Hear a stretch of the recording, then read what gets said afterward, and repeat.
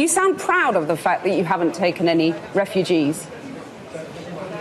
Of course, because this is what our people are expecting from our government. That's number one. This is why our government was elected.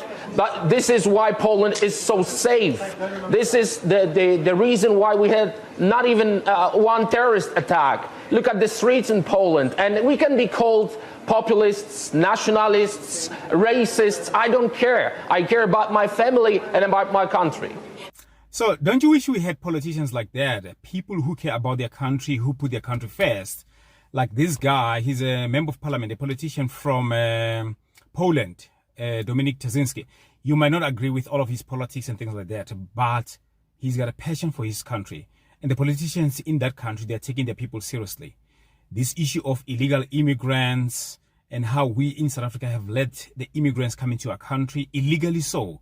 Not so much people who come here legally, who are here to do business, who are here to study, who are here to work, who are here as tourists and all that. Illegal immigrants that we do not know where they are, what they're doing, and they are using our services, so to speak. And every time when you bring this up, you get this issue of you being xenophobic and things like that.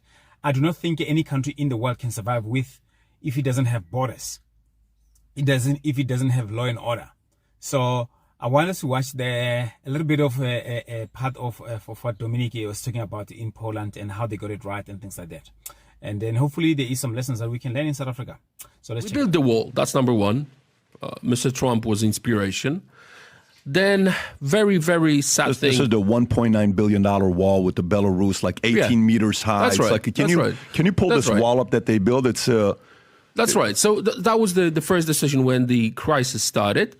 Then, unfortunately, one of our soldiers was killed with a spear by one of illegals, and our parliament passed a law that we can use live bullets now.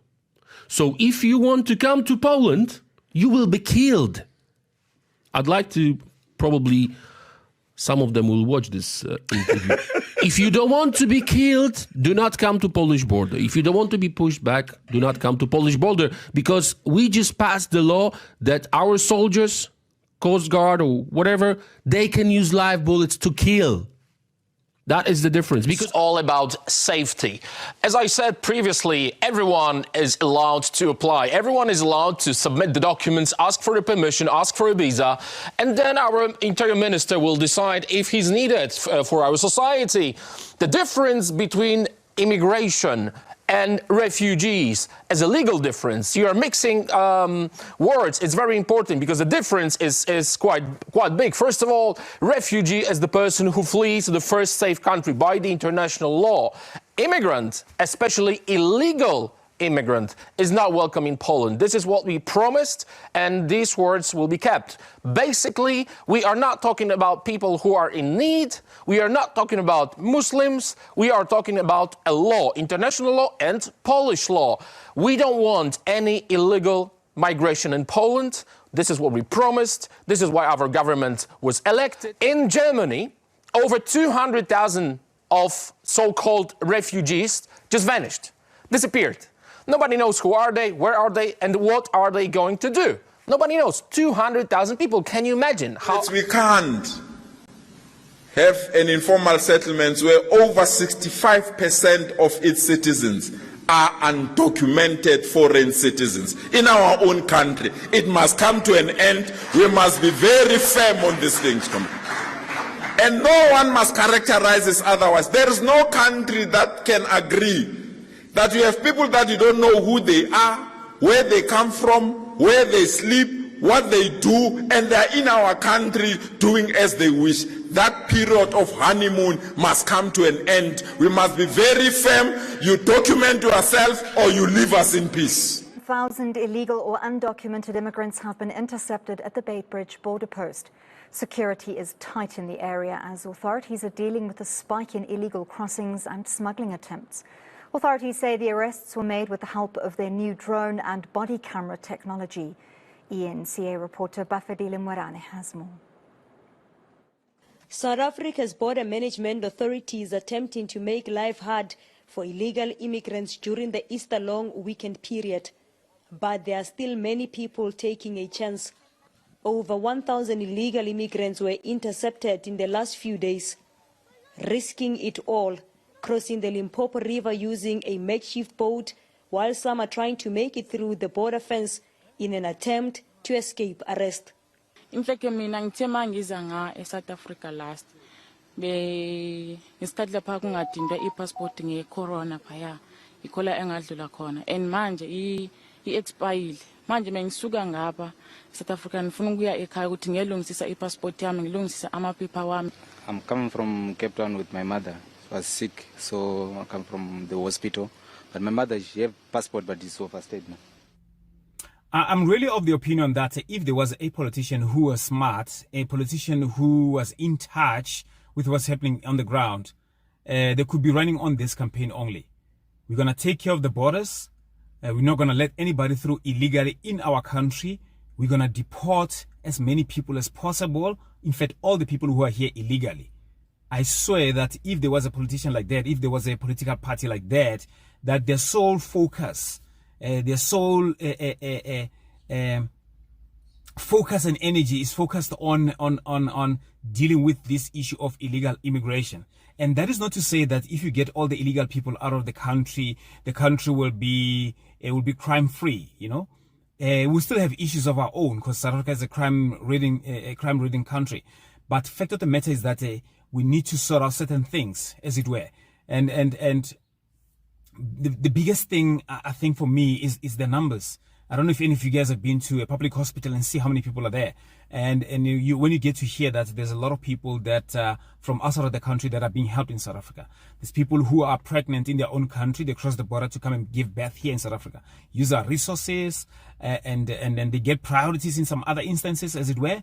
And people getting jobs that they're not supposed to be getting. The scrupulous employers that will employ people who are illegally here, and they know that they can exploit them in terms of the what you call the salary that they will pay them. They know that they're illegal, and if they don't want to, that person cannot go and report them to the police because they know they're here illegal.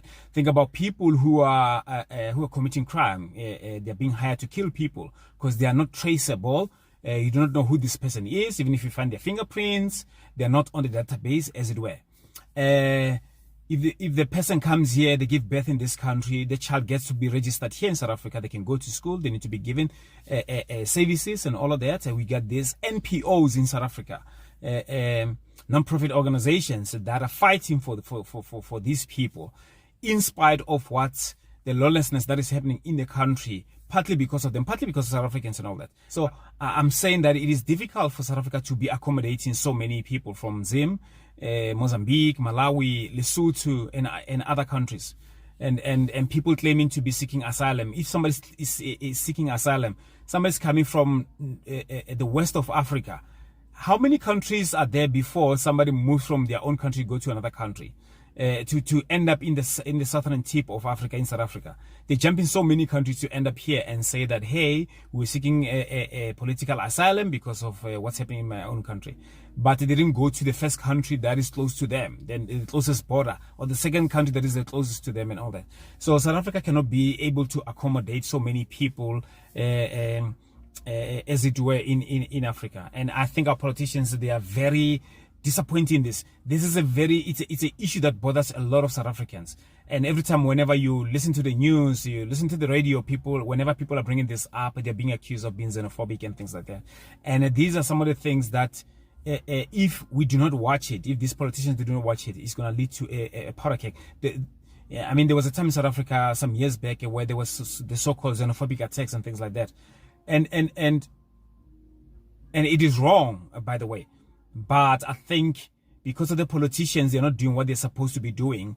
Hence, we end up in this type of situation. The violence is going to flare up, and I'm not condoning it. I'm condemning it. But it is because of the poor leadership that we have. I think we need to be strict. We need to learn from the likes of Poland. Say, we're not going to tolerate anybody who is illegal here. They got a different issue in terms of the Muslim migrants and all these type of things. But nonetheless, the illegality of it, so to speak, that's probably the biggest issue. I think South Africa is suffering from the same thing today, the illegality of people coming into the country illegally, so and then it just we becoming a banana republic. So let me know what you think in the comments about this. Perhaps I'm being out of order here, but if you agree, let me know. If you disagree, let me know as well. And then how do we go about dealing with this issue of illegality? I'm saying if I was a politician, I'll be putting this issue right at the top of the agenda and say we're closing the borders. Not only that, we are deporting, we're going to firm up the borders, and nobody's going to come here illegally. If you're found here illegally, the law needs to come hard on you. And so that we can be able to deal with a lot of things that we need to deal with as a country before we let in the world to come into South Africa. Anyway, thanks for tuning in. So hope to see you guys on the next video. Bye-bye.